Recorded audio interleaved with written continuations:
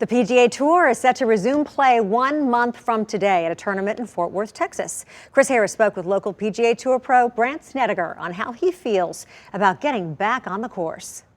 Brandt Snedeker says he's ready to go. The former Vanderbilt and NBA star will be playing in the Charles Schwab Challenge on June 11th in Fort Worth, Texas. And he said he believes that the PGA Tour will be diligent with regards to the safety of its players during the COVID-19 pandemic. I think we're the one sport that can do it the right way, do it safely, and get back out and get going and kind of lead the charge into saying, hey, we're ready for this. The first 4 tournaments at least will be played without spectators. Snedeker plans to play in 3 of those first 4 events. That's going to be a weird feeling. I think everybody's going to have to be tested before we get there.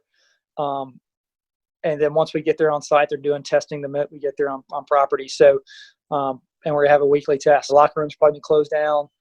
So keep distancing to a T pretty much, changing shoes in the parking lot, that kind of stuff, which is fine. Whatever it takes to get us back playing, I think we're all ready for. So far, the PGA Tour has missed 9 tournament weeks. Nashville was supposed to host a Korn Ferry Tour stop last month, which Snedeker's foundation is heavily involved with. That and its $600,000 purse got canceled. So the tourney's sponsor, Simmons Bank, plans to offset some of that lost money.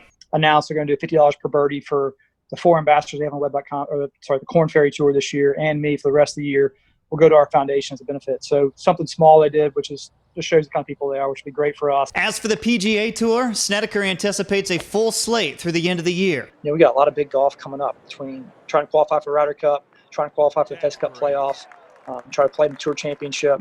We have a U.S. Open, a PGA, Masters coming up. So we got a ton of golf in front of us, a ton of big golf in front of us in a short period of time. That, of course, means plenty of travel. He says he feels comfortable with that. I've flown a couple times during this whole thing. We had some stuff I've had to do. And, the airports have been really sparse. Every airplane I've been on has been crystal immaculate, cleaned. And that's just part of, I think, hopefully what we can show the world as golfers is that we can get back to some sort of normal here a lot quicker than we thought. But Snedeker adds that he will limit his exposure to any at-risk individuals. I have a dad who's had a liver transplant, who's on immunosuppressed drugs. So I understand the risks that comes with this.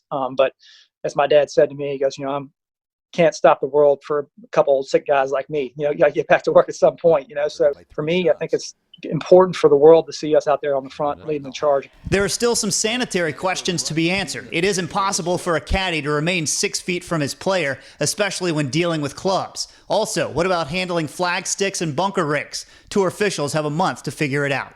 Chris Harris, News 4 Nashville.